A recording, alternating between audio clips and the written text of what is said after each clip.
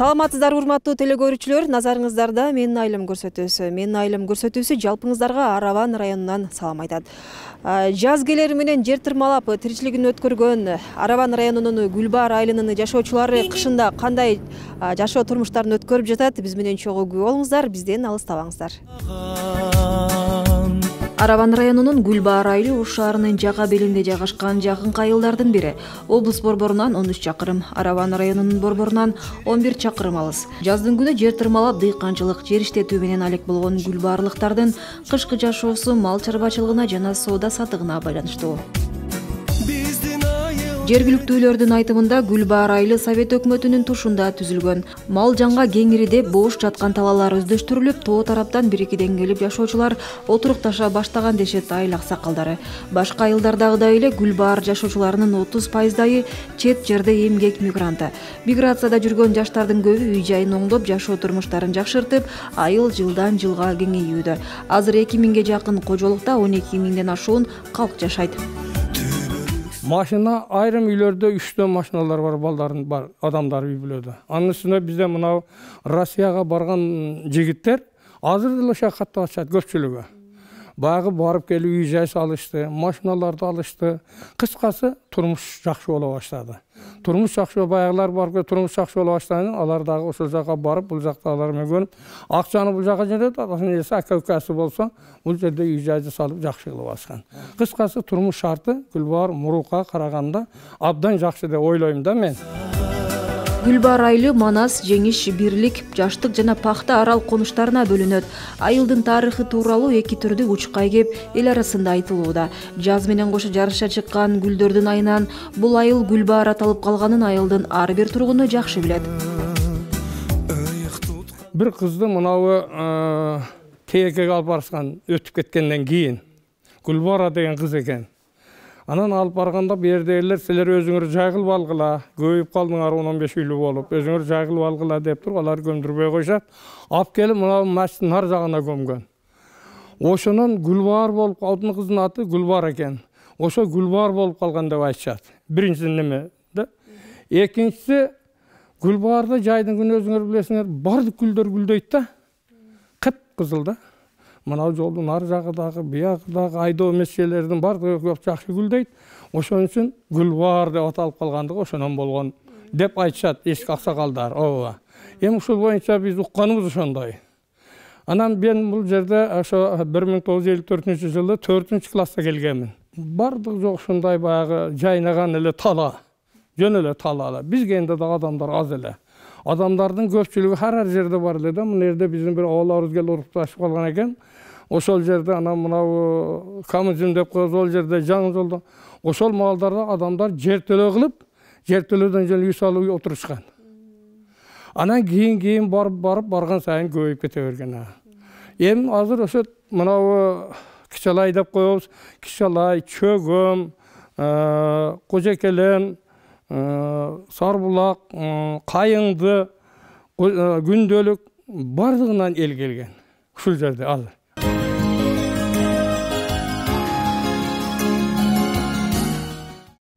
Суу кичине тартыш болгон себепти ушундай суу беребиз. Айылдан тартып келип. Анан буларга эртең менен бир мал жем беребиз, кечинде саат 6-да бир мал беребиз, 2 мал жем беребиз.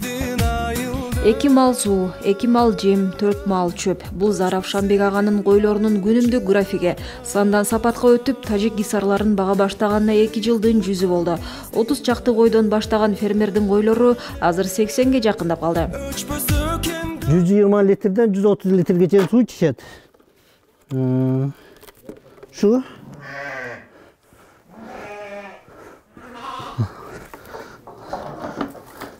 Анан туугандарын отдельно бөлүп койгонбуз. Козулар бир айлык болгон козуларды бөлөбүз. Анан булар эми туутка келген койлор. Азыр булар тууп атышат азыр ушул мезгилде. Төл жакшы буйрса, насипсе Кудай кааласа. Өзүбүз булардын ошол мекенинен кочкарап келип өзүнө койгонбуз. Малар 1 айлык. Тигилери 20 күндүк козулар. Мыналар болсо 1 жашар. Ушулардын эле козулары. Былтыр жаздагы козулар да, мартта, апрелдеги козулар булар. Ошондо 1 жашар болуп калды да. 2 жыл болуп калды быйыл санаскысы. Мына козуларды 2-нчи жылы алып атабыз. Баа сандан сапат көтөрүл деп ушинтип алып келгенбиз. Тажикстандан, Гисар районунан Гисар пародасы бул. Ошону алып келгенбиз. Кочколорун деле ошол жактан алып келип койгонбуз. Өзүнүн мына туут башталды. Мыналары эми туйун дегендери, мыналары баягы 1 жылдык токтулары. Ушул 1 жылдыктары. Ушул жазда келген, жазда туулган козулар булар. Тигилери андан кийинки туулгандары. Ушундай кылып бөлүп койгонбуз. Себеби чогуу жем жегенде кыйналып калышат. Чоңдор көп жеп коет дагы, анан майдаларын азыраак тийип калат. Анан ошого жараша, баягы сына жараша бөлүп койгонбуз. Гисар койлорун кароо кадимки койлордой эле болгону жем чөп тоютту көбүрөөк талап кылат да, ошого жараша пайда алып келет. Алардын дагы бир артыкчылыгы козуларын жакшы багат. Сүтү дагы мол болуп, козулары тез чоңоет. Түйшүктөрү деле бар. Анан булардыкы койлорго, өзүбүздүн койлорго кошпой бактырабыз. Жайлоого да өзүнчө алып чыгып бактырабыз. Анан түйшүгү биздин койлорго караганда салмагы жогорураак, анан жегени дагы ошо салмагына жараша көбүрөөк жейт. Тамак ишти көбүрөөк жейт булардыкы. Жемди, сууну көбүрөөк ичет. Биз будай, жүгөрү, анан арпа, кебек, төртөөнү будай, жүгөрү, арпа тарттырып, анан кебек кошуп аралаштырып беребиз. Аралашма жем беребиз. Кирешеси жакшы. Мына өзүңөр көрүп атасыңар. Бул 1 жашка жетпеген козулар. Азыр эми буюрса Кудай кааласа бир 20 тегерегинде барып акча болуп калат. Чоңдору мисалга 20дан ашыгыраак. Буюрса Кудай кааласа. Сүтүп тиричилик кылып атабыз. Эмне демек элек? Колдон келсе сандан сапатка өтүшүбүз керек болуп атат. Бул баягы кандай десем, турмуштун мыйзам ченеми. Ушулга өтүп, анан ушинтип көбөйтүп, ушинтип таркатышыбыз керек болот Кыргызстанга. Орупорлорго жакшы эле туруштук берет булар. Биздин шартка жакшы булар. Бизде мисалга Кудай сактасын, мына келгенине 2 жыл болду. Чыгым жок. Себеби биз баягы жайындасы, жазындасы, күзүндөсү 2 жолу 1 жылда уколун берип, дарысын берип турабыз.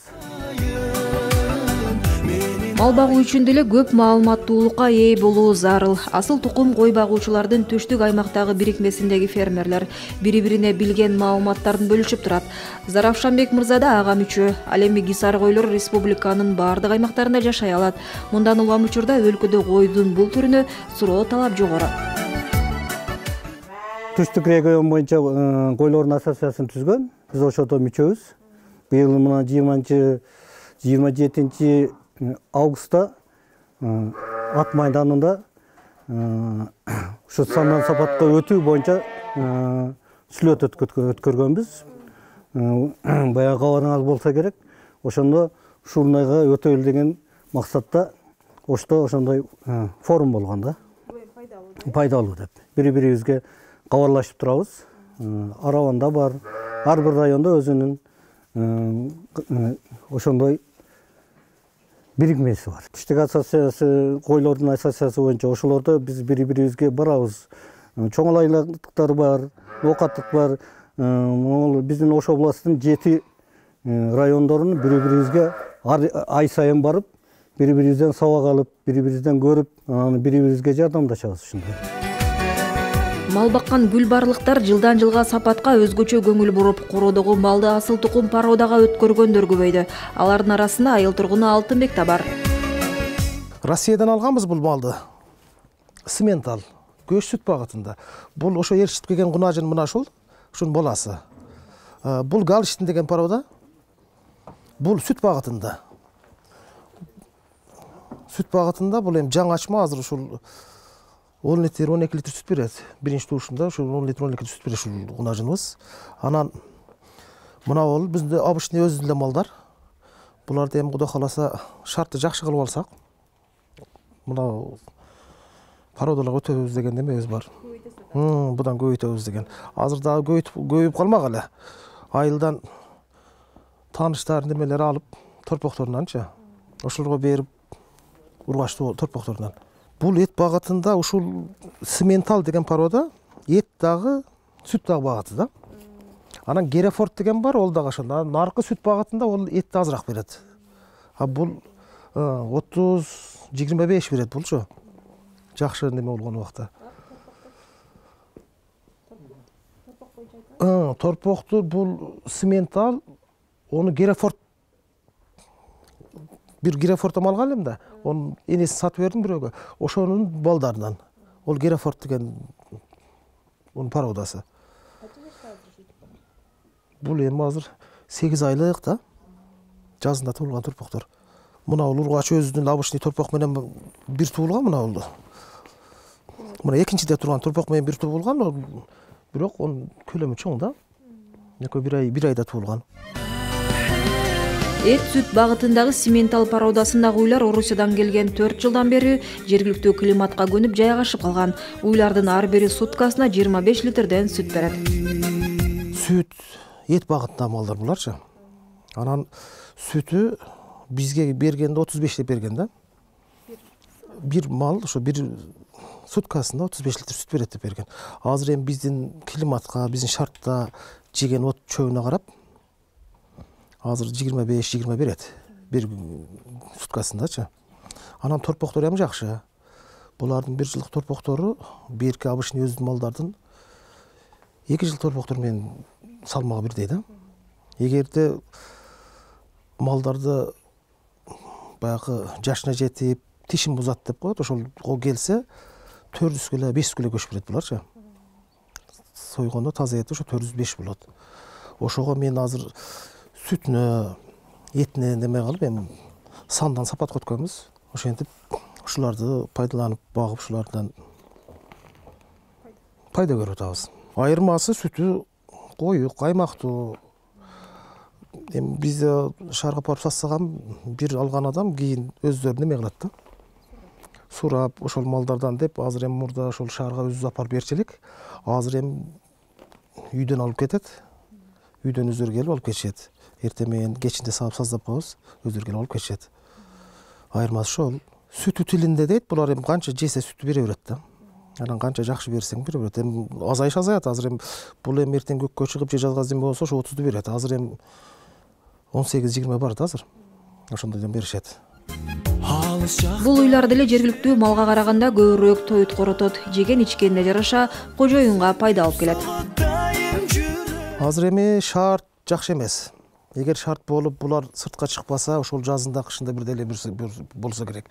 А бизге аз мындайраак болгон үчүн бул суукта мынтип турганда өшүп калып атат да, эми сүт азыраак. Эгерде шарт жакшы болуп сарайдын ичинде турган болсо, ошол жайындагыдай эле сүт берсе керек эле деп ойлойм да. Анан кышында ушинтип колдон от жейт. Азыр бир 20 күн болду эми колго келгенде. Ого чейин таладан жеп жүргөн. Азыр мына суу кар жаап суук болгоно байланыштуу. Азыр колдон от жеп калды, жерден таппаган. Анан жайында талак айдайбыз. Жазында жайында талак айдайбыз. Күн ысып кетип саратан болгондо анан жайлоого жеткирип беребиз. Эми биринчи алганда ошондой дешти. Бул Россияныкы биздин климатка туура келбейт деп алып мен 2 мал алганмын, экөөнүн ортуп алдым. Шарп оорусу мененчи. Анан кыжылат болдум. Бул 2 малды 8 мал сатып алганмын да. 2 малды 8 мал сатып алганмын. Анан алганымда адамдар айтты кымбат алды, эми бул көнүп кетет экен деди. 2 айдан кийин ушу жаздын башына келгенде шарп оорусу менен ооруп калып, анан өзү эмнеде вет врачтарга неме кылып, ошолор сакайтып неме калды. Ошондон бери азыр эми көнүп калды эми. Биринчи алганда корктук эле ошол бизге мен адашып алып алган окшойм депчи. Азыр жок, эми үзүрүн көрүп атабыз. Былтыр ушулардын биринчи балдарын неме кылдык эле 390-400 килогача көчүп берди да. 216 миң болду, бирөө 160 миң болду. Акыркы убактарда гүлбаарлыктар дыйканчылыктан дагы малга тойт деп жүгөрү эккенге басым жасашууда. Күздө жыйнаган жүгөрүлөр кышы менен бул үйгө келет. Элеттиктер бул үйдү тегирмен деп аташат. Тегирменчиникине болсо жайы кышы келген кишилердин аягы үзүлбөйт. Малга тоокко жем кылып тарттырганы келип турушат. Дан тарткан бул техника Гүлбаар айылындагы жалгыз көзгө басаар жабдуу. Бул айылдыктардын чоң муктаждыгын чечип жүрөт. Батыш деген тегирмен саатына 100 кг данды майдалап салат. Основной ел ушул биздин Гүлбаар айылынын Кермет айыл өкмөтүнүн тургун элдери жүгөрү ичет. Малга ат корумга жемге тартырып кетишет. Будай, арпа, жүгөрү. Ошол элдин баары ушу мал кармашат. Жүгөрү көп эгишет, элдердин баары жүгөрү эгет. Анан кийин арпа, будай менен арпа аз эле болот. Жүгөрү основной бизде. Бизге ушул декабрь, январь, февраль ушу 3 ай эле. Анан кийин азаят. Анан кийин тоокко эле жемге келишет. Ошол. Андан башка мезгилде сезон жок. 1,5 сом килограммга тартабыз. Анан 10 килограммга 1 килограмм кала алабыз. Ошентип иштейбиз. Ушул азыр күн суук. Ошого эч ким жок, эл жок. Көп эле тартат, элдин келгенине карап тартабыз. 500 килограмм, 600 килограмм. Көп келгенде 1 тонна келет. Күнүнө. Анан кийин келбеген күнү жок, ушинтип турабыз. Гүлбаар айылынын негизги көйгөйү таза суу. Айыл түптөлгөндөн бери бул көйгөй чечилбей келет. Жашоочулар кышын жайын суга суу үчүн келген арык каналдагы суулардан ичет. Кышындагы суу тунук таза. Ал эми жайында бул да токтоп, кээде ылай аралаш агат. Мындай учурда алыстан ташып пайдаланууга аргасыз болушат. Ушул убакта дагы арыктан ичебиз каналда. Акбура каналынан келет. Айылдарга мындай сброслор бар. Ошодон бөлүнүп келет. Өтө кыйынчылык, аз да суу жок бизде. Токтоп агат азыр дагы суу. Ичкенге суу жок азыр. Таза суу боюнча проект өткөн. Бирок алтуу жери табылбайт. Источник жер мындай суу чыга турган жер табылбайт. Үйлөрүн азыр көбүнчө неме кылып алган. Мындай яма 3 тонналык, 4 тонналык бочкелери бар. Суу алып алышат. Бизде ушу марттан суу токтойт. Канал ремонтко. Майга дере. Ошол маалда өтө кыйын болот суу бизге. Элдер суу ташып ичет бар жокто. Элдер мындай өздөрүнөн суу чыгарып алган, бирок шор суу болот. Ошол суу адамга болбойт экен, ичкенге болбойт. Ушундай кыйынчылыктар болот. Ар бир үй сууну үнөмдүү пайдаланып, кору менен кармап, ар дайым камдуу болушат. Антпесе кайсы убак болсо да суу токтоп, суусуз калуулар ыктымал. Ага жараша идиш камдап, суу ташып, көнүп да калышкан. Суу ушундай таңкыста. Мен адырга алып кетем бул сууду. Алмал жок коет, адырда жашайм. Ошол жака ушу утуруп келген сайын машина идиштерге суу алып кетем. Бул тагынан суу чыгарып койгон. Ол суусуз шоор. Адамдар билен жок, мукурагандан не кылат ана. Жетти. Мага 2 күнгө жетет. Мынага салам. 2 күндө ушун ташып турат экенсиз да? Тунуп ичсеңиздер керек буну. Буну апарып азыр үйгө коюп коем. Үйгө коюп коюп. Канал бар, о каналдагы сууду вакыт келгенде токтотуп коет. Могул турмуш экен, кыйынчылык менен жашоо болуп атат да. Ал эми жергиликтүү бийлик суу көйгөйү чечилерине аз убакыт калганын айтууда. Азыркы тапта долбоорлоо иштери аяктап, Акбура дарыясынан айылга суу тартуу иштери башталуу алдында турат. Кеткен каражаты республикалык казнадан каралып, кийинки жылдары бүтүп калаарын убадалашкан. Жалпы долбоору, бул долбоордун жалпы ушул бюджеттик сметалык баасы 40 миллион сомдун тегерегинде болот экен. Бул ошол Оштогу баягы суу водозабор деп коебуз, ошол жактан 40 чакырым алыстыкта ушундай бизге тартылып келип атат. Бул эгер ишке ашкан болсо, бул 2000 бул ошол баягы проект кылгандардын айтуусу боюнча 6 ай ичинде ошол айылдардын ичин толугу менен булар проектси кылып бүтөт экен. Анан ошол проект бүткөндөн кийин 2023 жылдын аягына чейин баягы ТО деп коет, ушул техникалык экономикалык основание, ошол окшогон документ иштери толугу менен бүтүп, даже ушул 23-жылды ошол башталат деген бизде ушундай божомолдор бар да, пландар бар. Техниктер келип, ар бир көчөнүн баягы өзүнүн кеңдигин, баягы ушул су жер алдында кеткен баягы трубаларды булар өлчөп азыркы күндө ар бир айылдан ар бир көчө менен уже иштеп жүрүшөт. Гүлбар айылын кол өнөрчүлөрдүн, иштүүлөрдүн ордосу деп атаса болчудай. Жер тырмалап агым кеги менен нан тапкан дыйкандар жаз алды менен талаага чыкса, колунан көөрү төгүлгөн ууз усталар кооз буюм тайымдарды жасап, жергиликтүүлөрдүн муктаждыктарын камсыздайт. Эшикте суук. Күнүмдүк убактысынын көпчүлүгүн Шарабидин Мирзаев чакан өнөрканасына өткөрөт. Анын негизги керектөөчү материалы тоонун чопосу. Бирок баардыгы эле чопо жарай бербейт. Чопону тандоо, алып келүү да өзүнчө эмгек.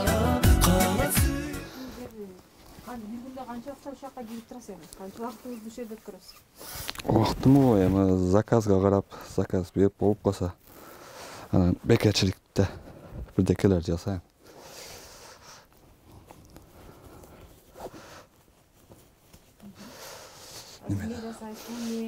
Az bul çopal.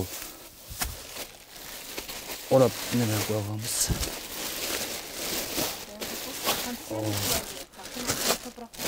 Topraktı özgönden her yerden alıp gelgemiz. Özgön nokattan, her kurşaptan, al yerden tuzu köp. Sastavında gips, tuz köp болады. Özgöndeki sal taza da özgöndeki. Bizge ошо составында tuzu жок болсо,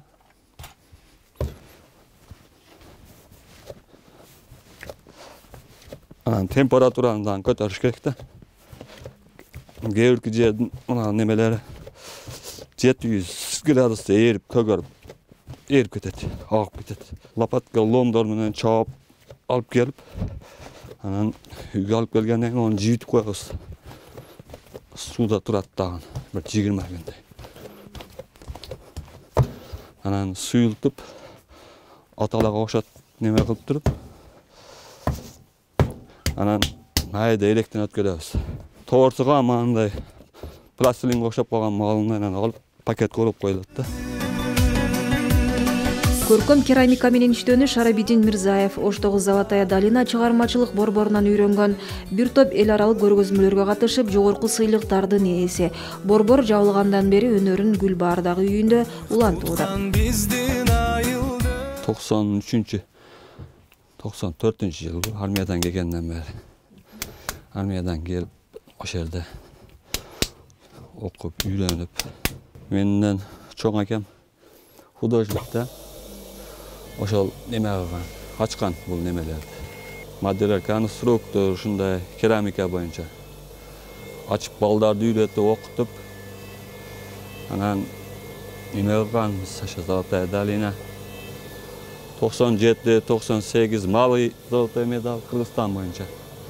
98-де чоңун алган. Анан 2000-жылы Германиядан беришкен. Ошо кылган иштерибиз үчүн медалдарды. Анан ошо көргөзмөлөргө, выставкаларга, конорчулар деп чакырып турушат, барып эмебизди көрсөтүп турабыз. Мурда көп жерде, шаарда көп болчу да, калпак күнү неме деп анан көлгө, көп жерге барганбыз, көлгө көчмөндөр оюну болду. Ошондо анан фестивалдар болгон. Азыр аты эсимде жок кандай. Ар түрдүү кумура, түрдүү буюмдар, белекке ылайыктуу кооз, сувенирлердин көпчүлүгү Шарабидин мырзанын колунан жаралат.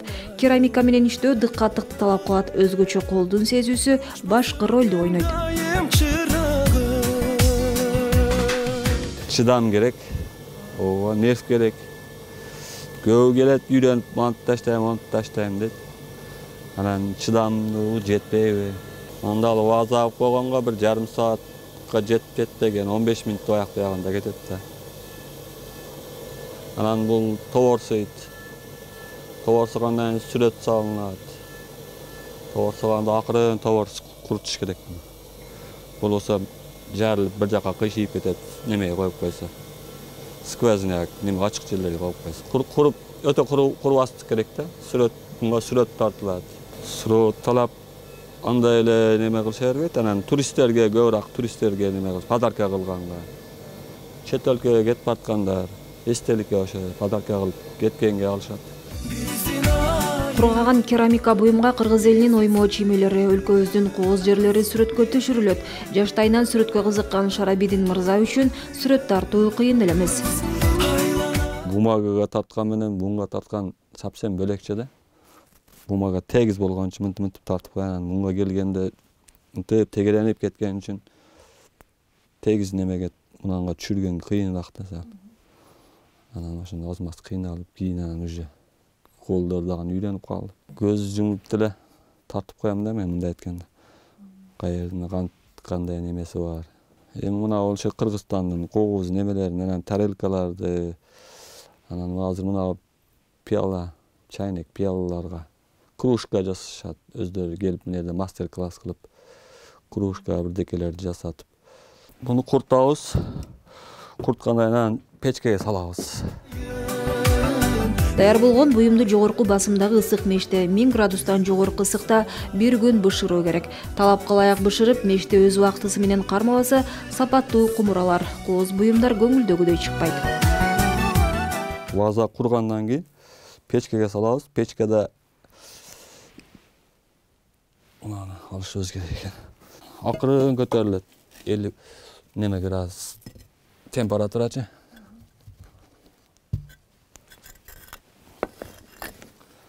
Peçkeye salabız. Anан peçke tamızlat.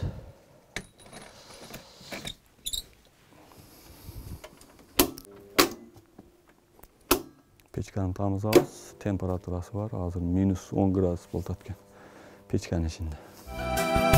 Буюмду бышырган меш кайра муздаганча күтүп туруу керек. Ошентип карапа буюмдун мештен чыгуусуна эле толук бир күн кетет. Канча күндө пышат ушунда бул? Где-то канча саат десем болот? 6-7 саат. Пишип чыгышы 1 сутка кетет да мындай айтканда. 950 градуста пышат бул. 950 1000 градуста. Анан бир ошо муздайт 1 суткада турат. Muzdap, akırı muzdaş gerek de sırada aça koysam neme bolot. Muzdap neme bolgandan keyin alınat. 950 gradusta muzdagandan hemen çıgat mana. Vazabız. Bunu hem bul kumrada nemege estelikке padarka kılsa bolot. Kırgızstandın oş dep жазуусу var. Anан bölek Kırgızstandın bölek жерleri dağın süret düşürülgenleri var. Oşo zakazga barap, qayerge neme bolsa, oşonu jasap berer. Isık gölünün tüyünen dağın tağıp çıkıştat bul, işteke bolbayt da bul. 1000 жылдык, Oştun 3000 жылдыгы deyt, oşonun da 3000 жылдыгын dağın şol keramikanın nemesinden ayt bergen de alımlar. Manday çayneklerdi jasap, şundaylardı iştetиш kerek özü. Nemelerdi iştetpesden al. Bunun paydası hem burada adamlar şunday ele işletip жүрген, daha химикат бар, жоқ plastik nemeler болып кетті ғой. Адам дагы ылайдан жасаган деп койгон го. Бул дагы ошо ылайдан жасалган немелерде. Кол өнөрчүнүн кардарлары негизинен мекеме ишканалар алыс жакындан келген сыйлуу конокторго белекке берүү үчүн буйрутма берип жасатып кетишет. Мындан тышкары чет элден келген туристтер да кызыгып, Шарабидин Мирзаевдин өнөр-канасына баш багып, кооз буюмдарды өздөрү жасап көрүшөт. Мына туристический неме фирмалар бар го. Ошолор туристтерди неме кылып алып келип турат да. Арабанын мынакта араба Чилүстүн неме деген жерлер бар. Кыргызстандын көргөн туристтер кызыккан жерлер. Ошол жактарды көрүп, кайра кире айтып берге тийип, мына неме жасашат олар да кызыгат да керамика. Өздөрү колунда мерде бирдекелер жасап неме кылышат. Кружка, мурушка олар ошо колунан келген эптеп мерде мастер-класс көрсөтөбүз. Olar jardam berебиз, анан кружка жеп деп мындай бирдеке мынага окшогон бирдекелерди жасайт алар. Анан пиширип аттарын жазып, неме кылып, эстелик кылып жазып коюшат. Анан пиширип беребиз, алып кетишет.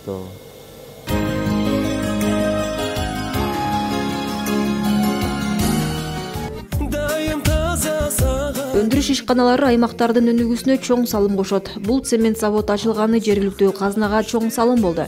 2018-жылдан бери курулуш материалын өндүрүп келе жаткан заводдун негизги жумушчу күчүн гүлбаарлыктар түзөт. 200дөн ашуун адамды жумуш менен камсыздаган завод кышкысын күнүнө 500-600 тонна цемент өндүрөт. Ал эми жаз жай айларында өндүрүштүн көлөмү мындан да көбөйөт дейт. Негизинен салым басым бул жерде ушул жерде Гүлбаардын айылында ушу Аравандын тургундарга басым кылынган. Ошол жеринен 90% десем адашпайм, 90% жумушчулар ушул айылдын тургундары. Алар жөн эле рабочий гана болуп иштебестен ал жерден инженерно-технический работник деп коет.